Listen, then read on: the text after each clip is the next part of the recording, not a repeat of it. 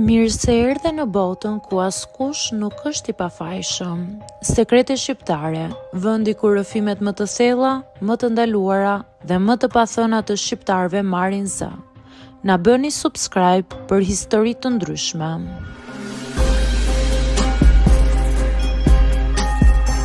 Unë quhem Maria dhe jam 19 vjeçe dhe jetoj në Elbasan me mamin dhe burrin e saj, Arbenin.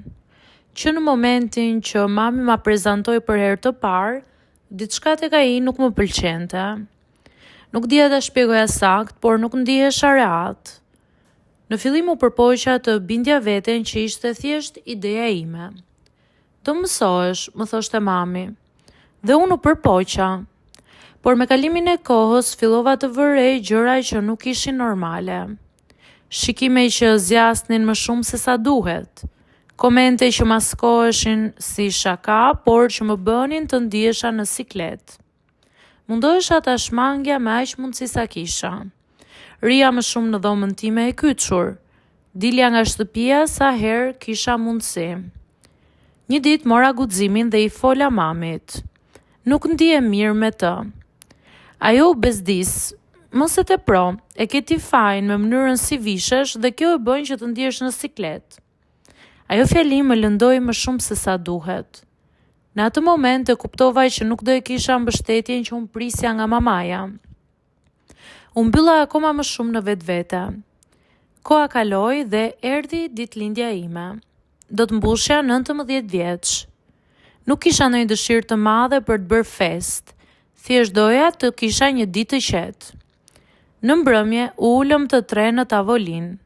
Mami më përqafoi, më uroj, pastaj Arbeni më zgjati një kuti të vogël. Kam një dhuratë për ty, më tha.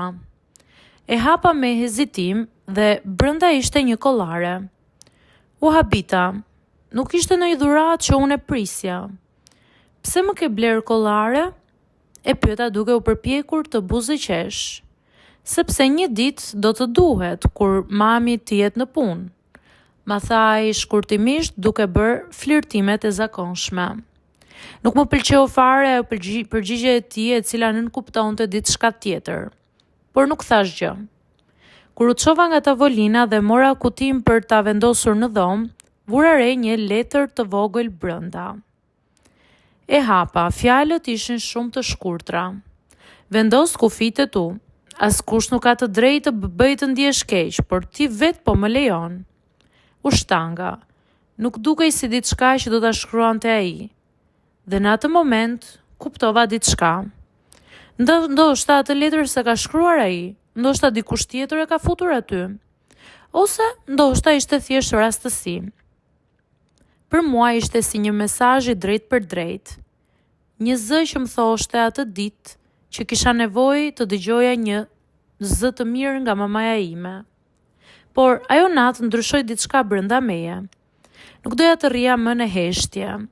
Të nesërme nuk fola më me mamin për këtë gjë. E dija që në fund të ditës ajo nuk do bënte asgjë. Por këtë herë bëra një tjetër veprim. Fola me tezen që e kisha gjithmonë pranë. I tregova gjithçka pa u fshehur, pa e zbutur, dhe ajo më dëgjoi. Nuk më gjykoi, por vetëm po më dëgjonte. Në fund më tha, nuk e ke ti fajin. Ajo fjali më dha shumë forcë. Me ndihmën e saj filluam të marrim masa. U largova përkohësisht nga shtëpia. Pas asaj dite, gjithçka u rëndua edhe më shumë dhe unë nuk e prisja. Edhe pse kisha folur me tezen dhe kisha filluar të kuptoj që nuk isha unë problemi, kthimi në atë shtëpi sepse nuk isha nga të shkoja, ishte shumë i vështirë. Atmosfera u bë shumë e ftohtë. Mami sillej sikur asgjë nuk ishte ndodhur. Ndërsa ai ishte më i heshtur, por prania e tij më rëndonte edhe më shumë se më parë. Nuk kishte më fjalë, por kishte një tension të vazhdueshëm. Një ndjesi që nuk më linte të merrja frymë lirisht.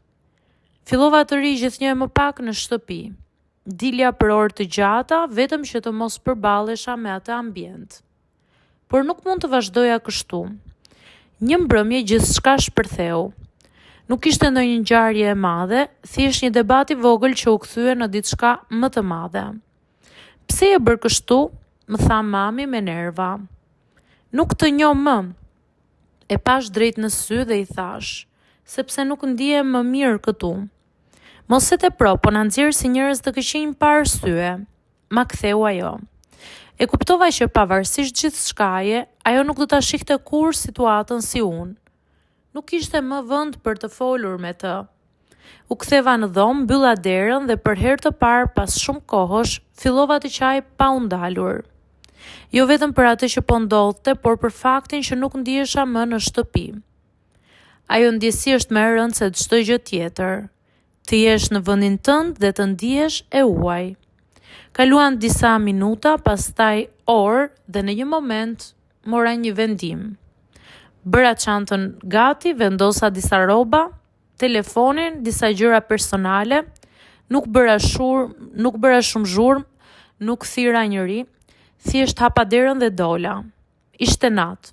Ajri i freskët, por brenda meje gjithçka ishte shumë e rëndë. Fillova të ec pa një drejtim të qartë. Vetëm të largohesha nga ajo shtëpi, nga ajo ndjenjë.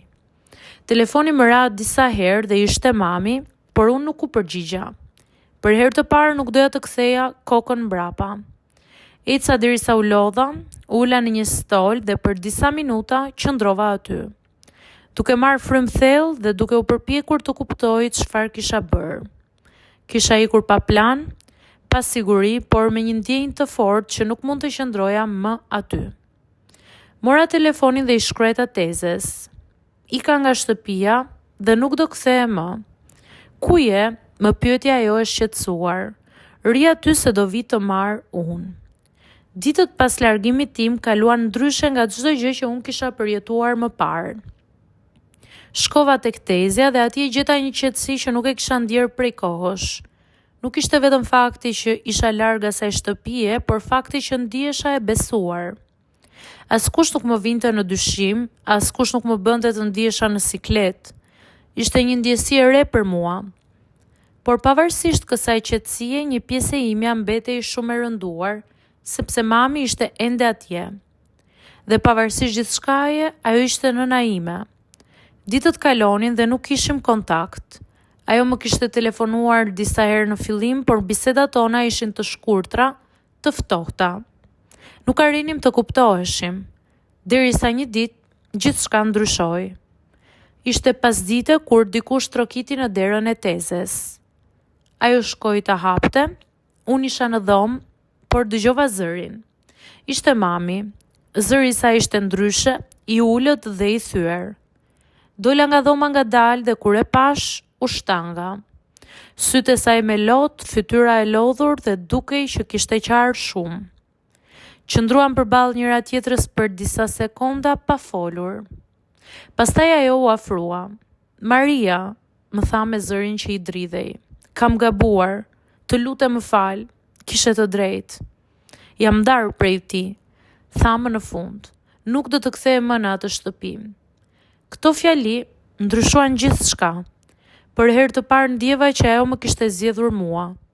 Jo justifikimet, jo heshtjen, por mua. Më mori dorën dhe më tha, të lutem më fal. E pash në sy dhe e kuptova që kjo nuk ishte thjesht një fjali. Ishte një pendes e vërtet. Një nën që kuptoi vonë, por që kishte guximin ta pranonte. Lotët më dolën vetë sepse pavarësisht gjithçkaje, ajo ishte ende nëna ime. Një pjesë e imja e kishte pritur këtë moment. U afrova dhe e përqafova. Një përqafim i gjatë dhe çlirues. Nuk do të thoshte që gjithçka u rregullua si me buton, sepse disa trauma lën gjurmë, duan kohë, por ishte një fillim i ri për të dyja. Pas disa ditësh vendosëm të jetonim bashk larg asaj që kishim lënë. Jo si më parë, por të forta dhe të vetëdijshme. Më të sinqerta me njëra tjetrën. Sot kur e kujtoj gjithë këtë histori, nuk mendoj vetëm për dhimbjen, por për atë që më mësoi. Që zëri ka vlerë, nuk duhet të heshtësh kur diçka nuk është në rregull. Ndonjëherë, edhe ata që gabojnë me ty mund të gjejnë rrugën për t'u kthyer nëse kanë guximin të pranojnë të vërtetën. Dhe ndoshta kjo është ajo që e bën një fund të jetë vërtet një fillim. Na bëni subscribe për histori të ndryshme.